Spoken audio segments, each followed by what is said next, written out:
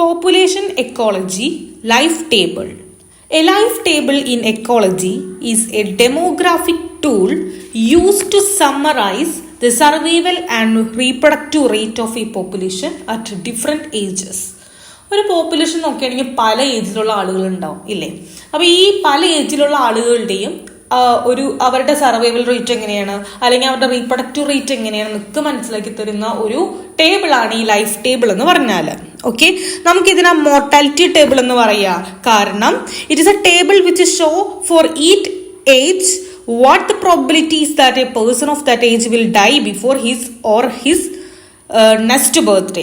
അപ്പോൾ അവരുടെ അടുത്ത ബർത്ത്ഡേക്ക് മുന്നേ എപ്പോഴാണ് മരിക്കുന്നത് എന്നൊക്കെ ഒന്ന് മനസ്സിലാക്കി തരുന്നൊരു ടേബിളാണ് ഈ ഒരു ലൈഫ് ടേബിൾ എന്ന് പറഞ്ഞാൽ.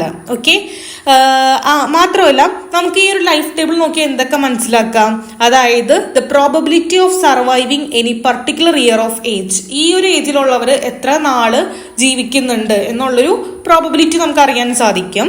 അല്ലെങ്കിൽ remaining life expectancy for people at different ages. ഇപ്പോൾ എനിക്ക് ഒരു 25 വയസ്സുണ്ട്, അല്ലെങ്കിൽ എനിക്കൊരു 28 വയസ്സുണ്ട്. അപ്പോൾ എൻ്റെ പ്രോബബിലിറ്റി അറിയാൻ പറ്റും എനിക്ക് എത്രത്തോളം ലൈഫ് എക്സ്പെക്റ്റൻസി ഇനിയുണ്ട്, അല്ലെങ്കിൽ ഇനി എത്രത്തോളം ജീവിക്കാൻ പറ്റും. ഓക്കെ, അത് മാത്രമല്ല മെന്നിൻ്റെ വുമണിനെ സെപ്പറേറ്റ് ചെയ്ത് നമുക്ക് വേണമെങ്കിൽ മനസ്സിലാക്കാൻ സാധിക്കും. അതായത് അവർക്ക് രണ്ടുപേർക്കും മോർട്ടാലിറ്റി റേറ്റ് എന്ന് പറയുന്നത് ഡിഫറെൻ്റ് ആണല്ലോ. അപ്പോൾ വുമൺ ഇന്ന ഏജിലുള്ള വുമൺ എത്ര നാൾ ജീവിക്കും, ഇല്ലെങ്കിൽ അവർക്ക് എത്രത്തോളം ലൈഫ് എക്സ്പെക്റ്റൻസി ഉണ്ട്, ഇതൊക്കെ മനസ്സിലാക്കി തരുന്ന ഒരു ടേബിളാണ് ഈ ഒരു ലൈഫ് ടേബിൾ എന്ന് പറയുന്നത്. ഇതിനെയാണ് നമ്മൾ മോർട്ടാലിറ്റി ടേബിൾ എന്ന് പറയുന്നത്.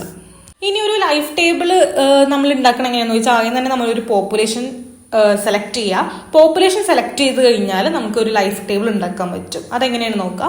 ആദ്യം തന്നെ മൊത്തം പോപ്പുലേഷൻ നമ്മൾ പല ഏജ് ഗ്രൂപ്പ്സ് ഉള്ള ക്ലാസ്സസ് ആയിട്ട് ഡിവൈഡ് ചെയ്യുന്നു. മനസ്സിലായി, കുറെ ഏജ് ക്ലാസ്സസ് ആയിട്ട് ഡിവൈഡ് ചെയ്യുന്നു. അപ്പോൾ ഈ തന്നിരിക്കുന്നതാണ് ലൈഫ് ടേബിൾ. അപ്പോൾ ഈ ലൈഫ് ടേബിൾ നോക്കിക്കുക, അതിൽ എന്തൊക്കെയുണ്ട്. എക്സ് എന്ന് പറഞ്ഞാൽ ഓരോ ഏജ് ക്ലാസ്സിലുള്ള ആളുകൾ, NX എന്ന് പറഞ്ഞാൽ ആ ഒരു ഏജ് ക്ലാസ്സിലുള്ള ആളുകൾ എത്ര ടോട്ടൽ നമ്പേഴ്സ് ഉണ്ട്, number of individuals in each age class ആണ് NX എന്ന് പറയുന്നത്. DX എന്ന് പറഞ്ഞാൽ ആ നമ്പർ ഓഫ് ഇൻഡിവിജ്വൽസിൽ എത്ര ആളുകൾ മരിച്ചിട്ടുണ്ട്, അവരുടെ ഡെത്ത് റേറ്റ് ആണ് കാണിക്കുന്നത്. LX എന്ന് പറഞ്ഞാൽ എന്താണ്, LX എന്ന് പറഞ്ഞാൽ ഏജ് സ്പെസിഫിക് സർവൈവൽ റേറ്റ് ആണ്. MX എന്ന് പറഞ്ഞാലോ ഏജ് സ്പെസിഫിക് ബർത്ത് റേറ്റ് ആണ്. അതുപോലെ LX ഇൻറ്റു MX കാണിച്ചിട്ടുണ്ട്. ഓക്കെ, അപ്പോൾ അതിവിടെ നോക്കിക്കേ, എക്സ് കോളം എടുത്ത് എക്സ് കോളത്തിൽ നമ്മൾ പല ഏജിലുള്ള ആളുകളെ ഇട്ടിട്ടുണ്ട്. NX നോക്കിക്കേ, അതിൽ ആദ്യത്തെ നോക്കിക്കേ 1000 ഇൻഡിവിജ്വൽസ് ഉണ്ട്.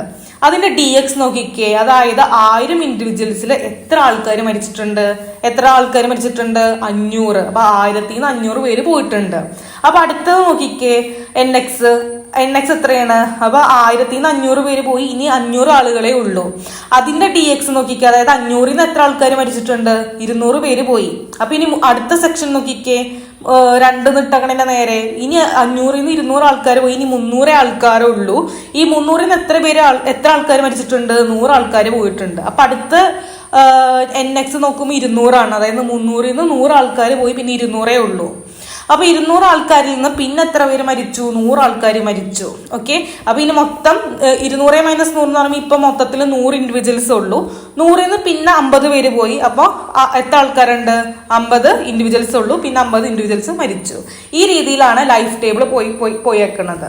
ഇനി LX കാണുന്നത് എങ്ങനെയാണെന്ന് നോക്കാം. ആദ്യത്തെ കേസ് പറയണ 1000 ഇൻഡിവിജ്വൽസ് ഉണ്ടായിരുന്നു, അതിൽ 500 പേര് മരിച്ചു. ഇനി LX കാണുന്നത് എങ്ങനെയാണ്, നമ്പർ ഓഫ് ഇൻഡിവിജ്വൽസ്, അതായത് ടോട്ടൽ നമ്പർ ഓഫ് ഇൻഡിവിജ്വൽസ് 1000 ആണ്. 1000 നമ്മൾ കൺസിഡർ ചെയ്യാം. ഓക്കെ, അപ്പൊ 1000 NX എത്രയാണ്, 1000. അപ്പൊ 1000 ഡിവൈഡഡ് ബൈ 1000 എത്രയാണ്, 1. അതാണ് LX എന്ന് പറയുന്നത്. ഇനി രണ്ടാമത്തെ കേസ് നോക്കിക്കേ, രണ്ടാമത്തെ കേസിൽ NX എന്ന് പറയുന്നത് 500 ആണ്. അപ്പൊ 500 ഡിവൈഡഡ് ബൈ മൊത്തം ഇൻഡിവിജ്വൽസ് 1000 ആണ് കൺസിഡർ ചെയ്യണം. അപ്പൊ 500 ഡിവൈഡഡ് ബൈ 1000 0.5 വന്നു. ഇനി അടുത്ത കേസിൽ എങ്ങനെയാണ്, 300 ഡിവൈഡഡ് ബൈ 1000 0.3 വന്നു. ഇനി അടുത്ത കേസിലോ 200 ഡിവൈഡഡ് ബൈ 1000 0.2. അടുത്തതോ 100 ഡിവൈഡഡ് ബൈ 1000 0.1. അടുത്തതോ 50 ഡിവൈഡഡ് ബൈ 1000 0.05. ഈ രീതിയിലാണ് LX കാൽക്കുലേറ്റ് ചെയ്തേക്കണം. അപ്പൊ LS കാൽക്കുലേറ്റ് ചെയ്തപ്പോൾ ടോട്ടൽ ഇൻഡിവിജ്വൽ 1000 അത് വെച്ചിട്ടാണ് നമ്മൾ ഡിവൈഡ് ചെയ്യുന്നത്. ഓക്കെ, അതാണ് കൺസിഡർ ചെയ്യുന്നത്. MX അവിടെ ഓൾറെഡി തന്നിട്ടുണ്ട്. ഏതൊക്കെയാണ്, 0, 2.0, 3 3 2 0 ഈ രീതിയിലാണ് തന്നേക്കുന്നത്. ഇനി LX ഇൻറ്റു MX എങ്ങനെ കാണുന്നത്? LX 1 കിട്ടി, MX 0 അപ്പൊ 1 ഇൻറ്റു 0 ഈക്വൽ ടു 0. അടുത്തതിന്റെ കേസോ, അടുത്തതിന്റെ LX എന്ന് പറയുന്നത് 0.5 ആണ്. അപ്പൊ 0.5 ഇൻറ്റു MX എത്രയാണ്? 2.0, അതായത് 2. അപ്പൊ 0.5 ഇൻറ്റു 2 എന്ന് പറയുന്നത് 1.0. ഓക്കെ, ഈ രീതിയിലാണ് ബാക്കിയെല്ലാം കാൽക്കുലേറ്റ് ചെയ്തേക്കുന്നത്. നോക്കിക്കേ, 0.3 ഇൻറ്റു 3 0.9, 0.2 ഇൻറ്റു 3 0.6, 0.1 ഇൻറ്റു 2 എത്രയാണ്? 0.2, 0.05 ഇൻറ്റു 0 0. അങ്ങനെ നമ്മൾ LX ഇൻറ്റു MX കണ്ടെത്തി. ഇനി മൊത്തത്തില് LX ഇൻറ്റു MXന്റെ മൊത്തം ടോട്ടലാണ് എന്ത്? R0 എന്ന് പറയുന്നത്. അപ്പൊ ഈ R0 എന്ന് വെച്ചാൽ എന്താണ്? മൊത്തത്തിലുള്ള നെറ്റ് റീപ്രൊഡക്റ്റീവ് റേറ്റ് ആണ് R0. അപ്പൊ R0 കണ്ടെത്തേണ്ട ഇക്വേഷൻ എന്താണ്? Sigma LX into MX. Okay, ഈ കേസിൽ നമ്മളുടെ സിഗ്മ LX ഇൻറ്റു MX എന്ന് പറയുന്നത് 2.7 ആണ്. ദാറ്റ് ഈസ് ഇവിടുത്തെ നെറ്റ് റീപ്രൊഡക്റ്റീവ് റേറ്റ് R0 എന്ന് പറയുന്നത് 2.7 ആണ്. അപ്പോൾ ലൈഫ് ടേബിളിന്റെ യൂസസ് എന്ന് പറഞ്ഞാൽ എന്തിനാ നമ്മൾ യൂസ് ചെയ്യുന്നത്? To calculate the net fertility rate of a given population, that is R0. It is based on the fertile or adult female in population. അപ്പൊ R0 equal to LX into MX. ആ ഒരു equation പഠിച്ചു വെക്കുക. Okay, ഇത്രയുമാണ് life ടേബിളിൽ പഠിക്കാനായിട്ടുള്ളത്. Okay.